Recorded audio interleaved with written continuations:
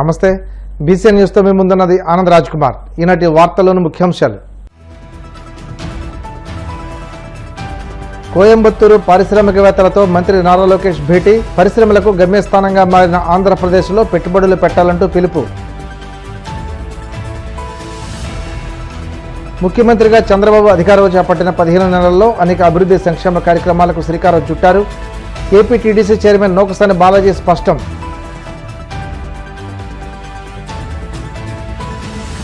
రాష్ట్రంలో మెడికల్ కాలేజీలకు చెందిన విలువైన భూములను కాజేసేందుకు సీఎం చంద్రబాబు భారీ స్కెచ్ వేశారు. మండిపడ్డ మాజీ మంత్రి దాడిశెట్టి రాజా.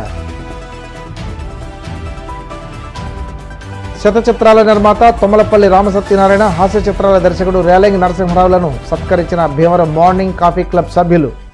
కోయంబత్తూరులోని పారిశ్రామికవేత్తలతో మంత్రి నారా లోకేష్ సమావేశమయ్యారు.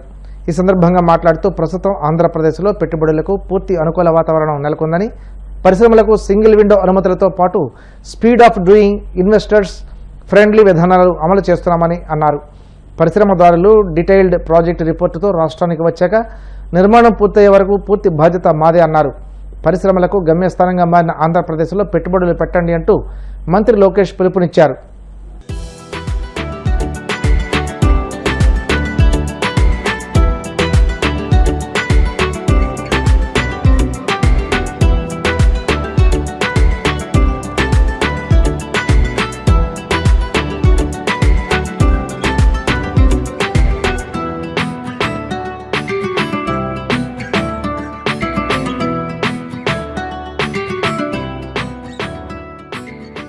రాష్ట్రంలో ముఖ్యమంత్రిగా చంద్రబాబు అధికారం చేపట్టిన 15 నెలల్లో సంక్షేమ కార్యక్రమాలతో పాటు అనేక అభివృద్ధి కార్యక్రమాలకు శ్రీకారం చుట్టారని AP TDC chairman Nokasani Balaji అన్నారు.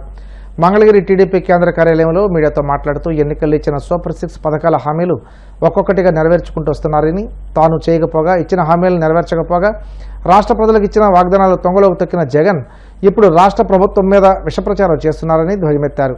ఎన్నికల ముందు చంద్రబాబు ఇచ్చిన పెన్షన్ల హామీపై ప్రభుత్వం కొలువుదీరిన తొలి రోజే సంతకం చేశారని గుర్తు చేశారు. ఆంధ్రప్రదేశ్లో చంద్రబాబు నాయుడు గారు అధికారం చేపట్టిన తర్వాత ఈ 15 నెలల్లో అభివృద్ధి సంక్షేమ కార్యక్రమాలతో పాటుగా అనేక ప్రాజెక్టులు ప్రారంభం, అనేక మంది ఇన్వెస్టర్స్. ఒకసారి మళ్ళీ స్టార్ట్ చేద్దామా? ఇవాళ సంక్షేమ అభివృద్ధి కార్యక్రమాలతో పాటు గౌరవ ముఖ్యమంత్రి చంద్రబాబు నాయుడు గారు అనేక అభివృద్ధి కార్యక్రమాలకు శ్రీకారం చుట్టిన సందర్భం. ఏదైతే ఎన్నికల్లో హామీ ఇచ్చారో చంద్రబాబు నాయుడు గారు సూపర్ 6 పథకాలని, ఆ పథకాలన్నింటినీ కూడా ఈరోజు రాష్ట్రం అప్పులమయంగా తయారు చేసిపోతే జగన్మోహన్ రెడ్డి 10 లక్షల కోట్ల పైచిలుకు అప్పులు, వాటన్నిటినీ తీర్చుకుంటూనే రాష్ట్ర ప్రజలకు ఇచ్చిన హామీల మేరకు ఒక్కొక్క పథకాన్ని చేసుకుంటూ వస్తున్న సందర్భం. మరి ఏదైతే కొన్ని పథకాలు చేసిన తర్వాత ఈ సంవత్సరం రోజుల్లో ఒకటి ఆగితే వైఎస్ఆర్ కాంగ్రెస్ పార్టీ వాళ్ళు ఇచ్చిన హామీలు నెరవేర్చలేదని ఒక విష ప్రచారం చేస్తున్న సందర్భం.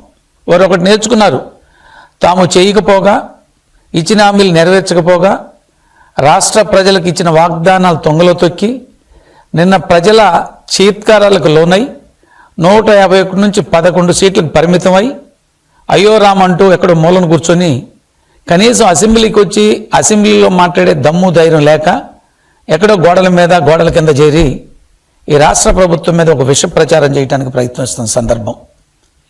ఇవాళ ఏదైతే చంద్రబాబు నాయుడు గారు ఈ కూటమి ప్రభుత్వం చంద్రబాబు నాయుడు గారి నాయకత్వంలోని ఈ సూపర్ 6 పథకాలు అయితే ఉన్నాయి, సూపర్ 6 పథకాలు ఇవాళ అద్భుతంగా అమలు జరుగుతున్నాయి. రాష్ట్ర ప్రజలందరూ కూడా ఎంతో సంతోషంగా చంద్రబాబు నాయుడు గారు ఇచ్చిన హామీల మేరకు గత ప్రభుత్వానికంటే భిన్నంగా ఈ హామీలు అమలు పరిచారు. చాలా సంతోషంగా ఉన్నామనేటువంటి ఎక్కడికి వెళ్ళినా ఆ మాట వినపడుతున్న సందర్భం కూడా.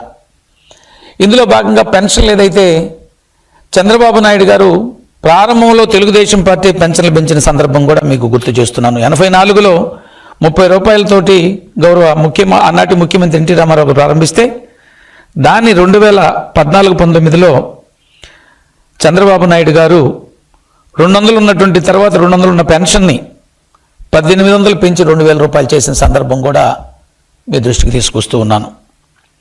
తర్వాత నేను వస్తే అధికారంలోకి పొడి చేస్తున్న జగన్మోహన్ రెడ్డి గారు 1000 రూపాయలు పెంచుతానని 2000 నుంచి 3000 చేయడానికి ఆయనకు 5 సంవత్సరాలు పట్టి సంవత్సరానికి 250 పెంచుకుంటూ పోయి అది ఒక 5 సంవత్సరాల్లో 3,000 చేసిన సందర్భం.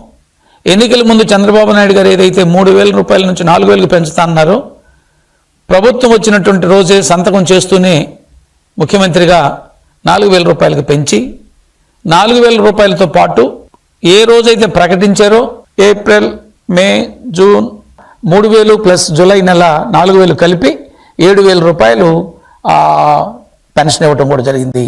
దౌర్జన్యాలు, దుర్మార్గాలకి నిలయమైనటువంటి వైఎస్ఆర్ కాంగ్రెస్ పార్టీ, ఆ అధినాయకుడు జగన్మోహన్ రెడ్డి ఆలోచనలకి ఎవరూ లోను కాకుండా ఏదైతే అధినాయకుడు ఈ రాష్ట్ర భవిష్యత్తు కోసం నిరంతరం తప్పిస్తున్నటువంటి చంద్రబాబు నాయుడు గారు ఇచ్చిన హామీల మేరకు ఈ సూపర్ 6 పథకాలని సక్సెస్ఫుల్గా నడిపి 10 లక్షల కోట్ల అప్పులు ఉన్నప్పటికీ వాటినన్నింటినీ పరిష్కరించుకుంటూనే చెల్లించుకుంటూనే ఇచ్చిన హామీలకు ప్రజలకి మేలు చేస్తున్నారు.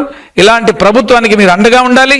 ఈ పథకాలని తెలుసుకో ఏదైతే అనుభవిస్తున్నారో ప్రజలందరూ కూడా వైఎస్ఆర్ కాంగ్రెస్ పార్టీ చేసే ఆగడాలని, అరాచకాలని, విష ప్రచారాన్ని తిప్పికొట్టవలసిందిగా కోరుతూ సెలవు తీసుకుంటాను. థ్యాంక్ యూ అనండాలి. తెలుగు చిత్ర పరిశ్రమలో డైరెక్టర్గా రేలంగి నరసింహరావుకు ప్రత్యేక గుర్తింపు ఉందని, ఇతరులను బాగా నవ్వించాలంటే ముందుగా మనకు సెన్స్ ఆఫ్ హ్యూమర్ ఉండాలని, కానీ ఆయన నవ్వకుండానే ఇతరులను నవ్వించడంలో దిట్ట అని శతచిత్రాల నిర్మాత తుమ్మలపల్లి రామసత్యనారాయణ అన్నారు. పశ్చిమ గోదావరి జిల్లా భీమవరం తుమ్మలపల్లి రామసత్యనారాయణ స్వగృహానికి విచ్చేసిన హాస్య చిత్రాల సినీ దర్శకులు రేలంగి నరసింహరావును మార్నింగ్ కాఫీ క్లబ్ సభ్యులు సత్కరించారు. నిర్మాత తుమ్మలపల్లి మాట్లాడుతూ, గురువు దాసరి నారాయణరావు వద్ద అనేక సినిమాలకు అసిస్టెంట్గా పనిచేసిన తర్వాత రేలంగి నరసింహరావు తెలుగు, కన్నడ భాషల్లో అనేక సినిమాలలో నవ్వులు పోయించారని, 76 చిత్రాలకు దర్శకత్వం వహించారన్నారు. మావుళ్ళమ్మ సంస్థ చైర్మన్ మా షావుకర్ గారికి నమస్కారం. ముందు ఆయన ఉంటే ఆయన ఆశీస్సు మాకు ఉన్నట్టే. అసలు వాట్సాప్ అనేది ఒకటి ఉంటుంది. ఆ వాట్సాప్లో అందరినీ మనం రోజు తెల్లారితే పలకరించి వచ్చాయని నేర్పింది నాకు రాంబాబు. ఎందుకంటే మీ అబ్బాయిని చూసి పాడైపోయి ఉంటారు కదండి. అలాగా నాకు ఈవేళ నా వాట్సాప్ను కూడా వాట్సాప్ వాళ్ళు బ్యాన్ చేశారండి, అంత ఎక్కువగా వాడుతున్నాం కాబట్టి. అలాంటి పరిస్థితుల్లో మా రాంబాబు గారు నన్ను ఇలాగా వాట్సాప్తో రోజు టచ్లో ఉంటే బాగుంటుందని నేను నేర్పితే అది ఒక హ్యాబిట్గా అయ్యి అలవాటు అయ్యి ఈవేళ ప్రపంచం అందరినీ టచ్లో ఉండేలా చేసింది ఆ వాట్సాప్ అండి. మనం ఇక్కడన్నా లేకపోయినాను. ఇక ముఖ్యమైన విషయం ఏంటంటే మా గురుగారు రేలనేశ్వర గారు, దాసరి నారాయణరావు గారు మన ముందు లేకపోయినా ఆయనకి ప్రథమ శిష్యుడు మా రేలనేశ్వర గారు, ఆ తర్వాత కోట రామకృష్ణ గారు. మాకు పాలకొల్లు నుంచి రేలనేశ్వర గారితో మాకు అనుబంధం ఉన్నా గురుగారి దగ్గర చాలా ఎక్కువ అనుబంధం అండి. ప్రతిరోజు సాయంత్రం అయితే దాసరి నారాయణరావు గారు ఖచ్చితంగా అటెండెన్స్ అవసరం విషయంలో ముందు రేలనేశ్వర గారు ఉంటారు. ఆయన సినిమా డైరెక్ట్ చేస్తున్నా, ఆయన సినిమాకి వర్క్ చేస్తున్నా చేయకపోయినా సరే రెగ్యులర్గా అక్కడ ఆస్థాన విద్వాంసులాగా ఉండే వ్యక్తి మా రేలనేశ్వర గారు. అందుకే రైట్ హ్యాండ్ అన్నాను. అలాగే మేము కూడా ఆఖరి 4 సంవత్సరాల్లో రెగ్యులర్గా సాయంత్రం 6-5 అక్కడ ఖచ్చితంగా ఉండాలి. 6-9 దాకా ఉండి గురుగారికి విషయాలన్నీ చెప్పి ఆయనతో మంచి చేయడం మాట్లాడి భోజనం చేసి అక్కడి నుంచి వచ్చేవాళ్ళం. అంటే ఎంత ప్రేమ అభిమానంగా చూసేవారంటే మమ్మల్ని. నా స్థాయికి ఆయన స్థాయికి సంబంధం లేదు. అటువంటి గొప్ప వ్యక్తి మమ్మల్ని తీసుకున్న గొప్ప వ్యక్తి దాసన అంటారు. ఈవేళ ఆయన మన ముందు లేకపోయినా మేము రేలనేశ్వర గారిలో ఆయన చూసుకుంటున్నాం. ఎందుకంటే మేము రోజు రేలనేశ్వర గారు మేము పొద్దున్నుంచి సాయంత్రం వరకు ఒక్కసారి 2 సార్లు అయినా కలిసి మాడుకుంటామో లేదా ఫోన్లో మాడుకుంటామో, కమ్యూనికేషన్ చేసుకుంటాం. ఎందుకంటే గురుగారు లేని లోటు తీర్చడం కోసం. దాసరి నారాయణరావు మన ముందు లేకపోయినా, కోట రామకృష్ణ గారు లేకపోయినా ప్రతి సంవత్సరం దాసరి ఫిల్మ్ అవార్డ్స్, కోట రామకృష్ణ ఫిల్మ్ అవార్డ్స్ మేము హైదరాబాద్లో భారీగా చేస్తున్నాం. దానికి భీమవరం నుంచి కూడా చాలా మందికి మేము అవార్డ్స్ ఇవ్వడం జరిగింది. ఎందుకంటే వాళ్ళు మన మధ్య లేకపోయినా ఈ తరం వాళ్ళకి వాళ్ళు ఎవరో తెలియాలి అంటే గ్యారంటీగా వాళ్ళతో ప్రతి సంవత్సరం ఒకసారి గుర్తు చేసుకోవాలని ఉద్దేశంతో చేస్తున్నాం. ఆ కార్యక్రమాలన్నింటిలో కూడా మాకు చీఫ్ అడ్వైజరు మా రేలనేశ్వర గారు. ఫిల్మ్ రికార్డ్స్ కానివ్వండి, కోట రామకృష్ణ ఫిల్మ్ రికార్డ్స్ కానివ్వండి, అలాగా మా ఇద్దరి అనుబంధం. ఈవేళ భీమవరంలో పాలకొల్లో ఒక పెద్ద కార్యక్రమం చేస్తుంటే అర్రాంజోగి గారు దానికి గెస్ట్గా మీ ఇద్దరు రావడం జరిగింది. నాకు బిరుదు కూడా ఇవ్వడం జరిగింది. పుట్టినరోజు పాల్గొన్నది. అక్కడ ఒక చిన్న బిరుదు ఇచ్చినా, చిన్న సెలవు కప్పినా కూడా చాలా గొప్ప గ్రేట్గా ఫీల్ అవుతాం. అలాగే భీమవరం కూడా నా పుట్టినూరు కాకపోయినా నేను పెరిగినూరు, ఐడెంటిటీ ఉన్న ఊరు నాకు భీమవరం. ఎందాక మా షావుకర్ గారు చెప్పినట్టు ఇక్కడ ఆకివీడు అన్నీ కూడా మా సొంత ఊళ్ళే. ఎక్కడ మనం ఉంటే అక్కడ ప్రజలకు అందరికీ అందుబాటులో ఉండే మనిషిని నేను. ఏది ఏమైనా ఈవేళ మీరు అందరూ వచ్చి మా గురుగారు రేలనేశ్వర గారిని నన్ను అభినందించడం అనేది చాలా గొప్పగా ఆనందంగా ఫీల్ అవుతున్నాం. ఇక్కడ ప్రతిభ కలిగిన కళాకారులు భీమవరంలో ఎవరున్నా వాళ్ళకి మనం గౌరవంగా సత్కరించడమే కాదు మా సినిమాల్లో కూడా అవకాశం ఇస్తాం. నేను 119 సినిమాలు తీశానంటే ఎందాక రాజా గారు చెప్పారు ఇది నిజమా కాదా అని. అంటే నిజమా కాదు ఒకసారి గూగుల్కి వెళ్తే చెక్ చేసుకోవచ్చు అన్ని దాంట్లో ఉంటే. పూర్వం అయితే గూగుల్ ముందు ఇప్పుడు ఏమడితే చెప్తుంది. అలాగే జీపీటీ చార్ట్ వచ్చింది, దాంట్లో హూజ్ రామ్ సత్యనారాయణ అంటే అదే చెప్పుద్ది, ఆ హూజ్ జూలూరు రాజా అంటే అదే చెప్పుద్ది. కాబట్టి దాచుకుంటాకి కుదరదు. ఈ 119 సినిమాలు తీయడమే కాకుండా మన ఆగస్టు 15 తారీఖున 15 సినిమాలు ఒకే ఒక్కసారి ఓపెన్ చేసామంటే అది ప్రపంచ రికార్డు కోసం ప్రారంభించాం. ఒకే సంవత్సరంలో 13 సినిమాలు గతంలో ఎప్పుడు 2004లో నేను ఇండస్ట్రీకి వెళ్ళినప్పుడే తీసాం. ఇప్పుడు ఆ దాటి మనం 15 సినిమాలు తీయాలి, ఒక సెన్సేషన్ చేయాలనే ఉద్దేశంతో చేస్తున్నాం, ఒక ఐడెంటిటీ కోసం చేస్తున్నాం. ఇప్పుడు సినిమా ఇండస్ట్రీలో 10% సక్సెస్ ఉంటుంది. ఈ బంగారు కొట్టు, బట్టల కొట్టు, ఐస్ క్రీమ్ షాప్ ఏదైనా సరే 90% సక్సెస్, 10% ఫెయిల్యూర్ ఉంటుంది. కానీ సినిమా ఫీల్డ్లో 10% సక్సెస్, 90% ఫెయిల్యూర్ ఉంటుంది. మీ అందరి దయ వల్ల, మా వాళ్ళ దయ వల్ల నేను ఆ 10% సక్సెస్లో ఉన్నాను గర్వంగా చెప్తున్నా, సగర్వంగా చెప్తున్నా. ఎందుకంటే మనం బాగున్నామంటే అభిమానించేది మా భీమవరం వాళ్ళు, మనం బాగున్నామంటే మమ్మల్ని ఎంకరేజ్ చేసేది భీమవరం వాళ్ళు. కాబట్టి అక్కడ జెండా ఎగరేస్తున్నాం అంటే కారణం ఏంటంటే ఇక్కడి నుంచి వెళ్ళిన సపోర్టు, వీళ్ళందరూ కూడా సపోర్టు. అక్కడ ప్రొడ్యూసర్ కౌన్సిల్ కానీ, ఫిలిం ఛాంబర్ కానీ, ఏ ఎలక్షన్ జరిగినా ఖచ్చితంగా మనం ముందుంటాం. ఇంతవరకు ఒక్కసారి అపజయం పొందాం తప్ప ఈ 20 సంవత్సరాల్లో మనం ఎప్పుడు ప్రతి ఎలక్షన్లో నెగ్గుతూ వచ్చాం. ఇప్పుడు నేను ట్రెజరర్గా పనిచేస్తున్నాను ప్రొడ్యూసర్ కౌన్సిల్కి. దానికి కారణం ఏంటంటే నేను వైశ్యుణ్ణి అని ఒకటి గౌరవం, రెండోది సిన్సియర్గా ఉంటాడనే ఉద్దేశంతో మనకి అక్కడ నాకు ట్రెజరర్ పదవి ఇవ్వడం జరిగింది. ట్రెజరర్ పదవి అంటే చాలా కాస్ట్లీ పదవి, అది దాన్ని ఇవ్వడం జరిగింది. ఏది ఏమైనా మీ అందరి ప్రేమాభిమానాలతో నన్ను ఇంకా ఎంకరేజ్ చేస్తున్నందుకు భీమవరవాడిగా నేను చాలా గర్విస్తున్నాను, చాలా ఆనందపడతాను. అందరికీ కూడా నా నమస్కారాలండి. అసలు మీ అభిమానానికి నా కృతజ్ఞత ఎలా చెప్పుకోవడో తెలియట్లేదండి. నేను పక్క ఊరు పాలకొల్లులో లఘు చిత్ర పోటీలకని వచ్చాను. నేను నాతో పాటు మా మిత్రుల్లో రామ సత్యనారాయణ గారు, అంటే నేనంటే ప్రాణం, ఆయనంటే నాకు కూడా ప్రాణమేలండి. అంటే ఒక సిస్టమేటిక్గా ఓ రూల్ ప్రకారం వెళ్ళే వ్యక్తులు మేము ఇద్దరం కూడా. మేము ఇద్దరమే కాదు, కోల్పోయిన మా కోటి రామకృష్ణ కూడా, మేము కోల్పోయిన కోటి రామకృష్ణ కూడా. అలాంటిది ఈ ఊరు ఇక్కడికి వచ్చాను అంటే కాఫీ క్లబ్ వాళ్ళు వస్తున్నారు సార్ ఈవినింగ్ 4:30కి, మనం వాళ్ళందరితోటి మీట్ అవ్వాలి అని రామ సత్యనారాయణ గారు నాకు సర్ప్రైజింగ్గా ఇందాక కారులో వస్తూ ఉండగా చెప్పారండి. నిజంగా నాకు రోజు అప్పుడప్పుడు మెసేజ్లు వస్తూ ఉంటాయి మీ కాఫీ క్లబ్ ద్వారా.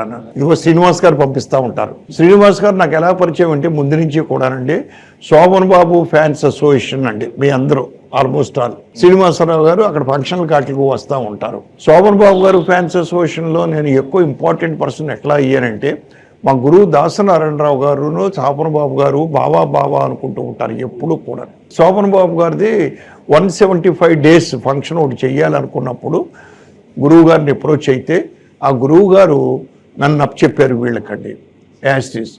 నేను అప్పుడు వీళ్ళకి వెన్నంటే ఉండి ఆ ప్రోగ్రాం అంతా చూసి పెట్టిన దగ్గర నుంచి శ్రీనివాసరావు గారు నాకు బాగా పరిచయం అయిపోయారండి.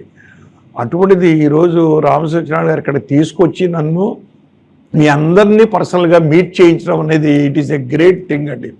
ఇప్పుడు ఈయన ఇందాక ఒక మాట అన్నారు రామ సత్యనారాయణ గారు, నేనేదో ప్రపంచ రికార్డు కోసం తెస్తున్నాను అని. అది ఊరికనే పేరుకండి, బట్ న్యూ టాలెంట్ని ఎంత ఎంకరేజ్ చేస్తున్నారండి. 115 సినిమాల ద్వారాను ఒకేసారి టోటల్గా. ఆ రోజు ఓపెనింగ్ రోజు అసలు ఊపిరి పీల్చడానికి లేదండి. మరి మీరు ఎవరన్నా వచ్చారో లేదో, అసలు కాలు కదపడానికి లేదండి. అసలు భరద్వాజ గారు కూడా లోపలికి రావడానికి నరసింహ గారు ఎలా వెళ్తా ఉండం మనం అన్నాడు ఆయనండి. అలాగే వెనక్కి లోపలికి రాలేక మనం రాజమౌళి గారు, విజయేంద్ర ప్రసాద్ గారు కొంత దూరం వచ్చి లోపలికి ఫ్లోర్లో వెనక్కి వెళ్ళిపోయారండి. అంటే అంత సారథి స్టూడియోలో కన్ను అసలు ఎప్పుడూ కూడా చూడనటువంటి అంత మహాసముద్రంలో ఉండిపోయిందండి. కారణం న్యూ టాలెంట్ని బాగా ఎంకరేజ్ చేస్తున్నారు. ఒకే రోజు సినిమా ప్రపంచంలో ఇంతవరకు 15 సినిమాలు ఓపెన్ అవ్వడం అనేది ఎప్పుడూ లేదండి ఇంతవరకు. అటువంటిది ఒక రికార్డ్ బ్రేక్ చేసేది సత్యనారాయణ గారు. సత్యనారాయణ గారు ఈరోజు ఇంత పైకి రావడానికి కారణం కూడా నేను ఒకటి చెప్పగలుగుతాను నేనండి. ఒక సిస్టము, ఒక క్రమశిక్షణ, వాళ్ళు సాధించాలి అనుకున్నప్పుడు దాన్ని సాధించి తీరతారండి ఆయన. అలాగే ప్రతిరోజు మేమిద్దరం ఇందాక ఆయన చెప్పినట్టుగా 2 సార్లునే మాట్లాడుకుంటాం మేమిద్దరంనండి. ఆయన చేసే ప్రతి పని ముందుగా నాకు అడ్వాన్స్గా ముందు చెప్తా ఉంటారు, సజెషన్ సలహాలు అడుగుతూ ఉంటారు. గొప్ప స్నేహానికి మిత్రుడు అని చెప్పడానికి ఒక నిదర్శనం చెప్తానండి నేను.